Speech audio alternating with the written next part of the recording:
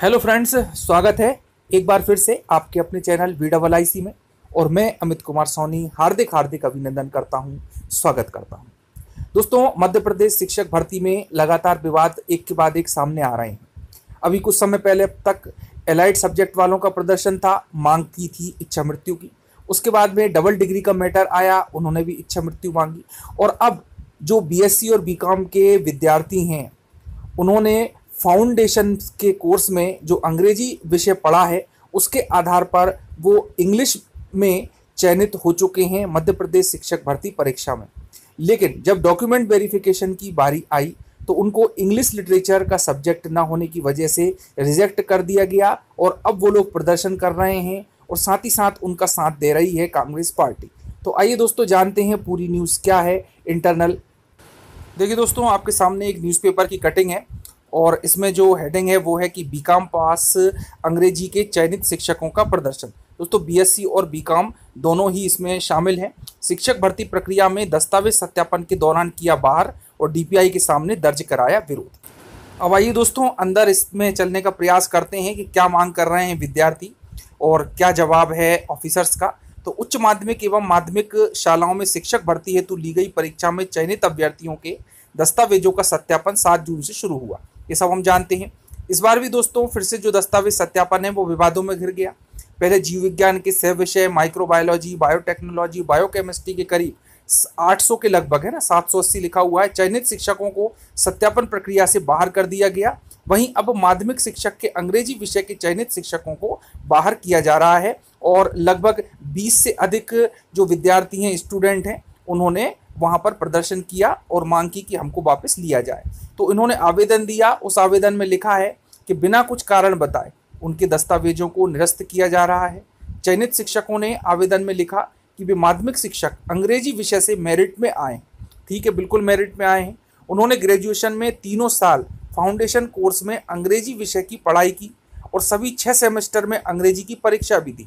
बिल्कुल ठीक है। साथ ही B.Ed की पढ़ाई में भी उन्होंने अंग्रेजी को ही मुख्य विषय के रूप में लिया था। तो दोस्तों, ऐसा कहना है विद्यार्थियों का जिन्हें कि दस्तावेज सत्यापन से बाहर कर दिया गया है।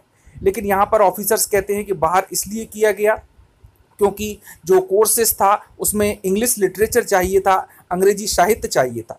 आगे उन्होंने लिखा है कि जो नोटिफिकेशन PV ने जारी किया था अंग्रेजी विषय के शिक्षक के लिए कि अंग्रेजी लिटरेचर से ग्रेजुएट होना अनिवार्य है, ऐसा जो रूल बुक थी उसमें कहीं पर भी उल्लेख इसका नहीं था, ये कहना है। अब चयनित शिक्षकों ने आगे कहा है कि उन्हें रूल बुक में दिए गए नियमों के अनुसार संबंधित विषय में कम से कम 50% अंकों के साथ स्नातक उपाधि और 1 वर्षीय D.Ed के अंतर्गत योग्यता हासिल की है और उन्होंने मांग की है कि उन्हें निरस्त सूची से संशोधित कर शिक्षक भर्ती प्रक्रिया में शामिल किया जाए। तो उन्होंने जो 3 साल फाउंडेशन कोर्स किया है उसमें उनके 50% मार्क्स आ चुके हैं, तो वो एलिजिबल है। अब बता दें कि शिक्षक चयन परीक्षा में पात्र शिक्षकों की लोक शिक्षण संचालनालय ने 1 जनवरी 2020 से भर्ती प्रक्रिया शुरू की, जिसमें उच्च माध्यमिक शिक्षक के 15,000 और माध्यमिक शिक्षक के 5,670 पदों पर भर्ती होनी थी।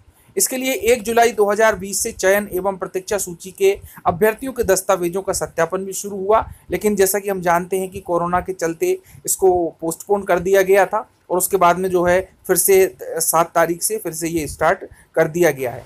हालांकि दोस्तों, जहां तक एलिजिबिलिटी का प्रश्न है तो हम उनकी इस बात को बिल्कुल सपोर्ट नहीं करते कि फाउंडेशन कोर्स को मान्य किया जाए। लेकिन अब उन्होंने कांग्रेस को ज्ञापन दिया और कांग्रेस के जो विशाल पटेल हैं उन्होंने ट्वीट भी किया है।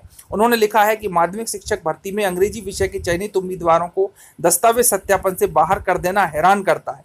अब हैरान करने वाली तो कोई बात है ही नहीं इसमें। शिवराज सरकार इसके पहले भी जीव विज्ञान के 6 विषयों के 780 चयनित उम्मीदवारों को प्रक्रिया से बाहर कर चुकी है। चयनित शिक्षकों के जीवन से खिलवाड़ बंद हो, ऐसा कहना है पटेल साहब का।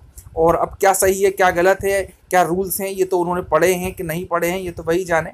देखिए दोस्तों, एक उन्होंने पेपर की कटिंग भी लगाई है कि माध्यमिक शिक्षक भर्ती प्रक्रिया से अंग्रेजी के चयनित अभ्यर्थियों को दस्तावेज सत्यापन से बाहर किया। अब जो भी व्यूअर्स हैं, जो भी पढ़े लिखे व्यक्ति हैं, ग्रेजुएट है, पोस्ट ग्रेजुएट है, वो अच्छी तरह से समझते हैं कि इंग्लिश साहित्य सब्जेक्ट मुख्य होना चाहिए और यदि वो नहीं है तो ऐसे जो BSc और BCom वाले हैं तो वो तो हिंदी भी पढ़ते हैं, अंग्रेजी भी पढ़ते हैं और एक सब्जेक्ट पर्यावरण पढ़ते हैं, तो वो आर्ट्स भी पढ़ते हैं, तो वो 4 सब्जेक्ट उनके हो गए। एक जो 3 सब्जेक्ट से उन्होंने किया है उस सब्जेक्ट से फॉर्म भर सकते हैं।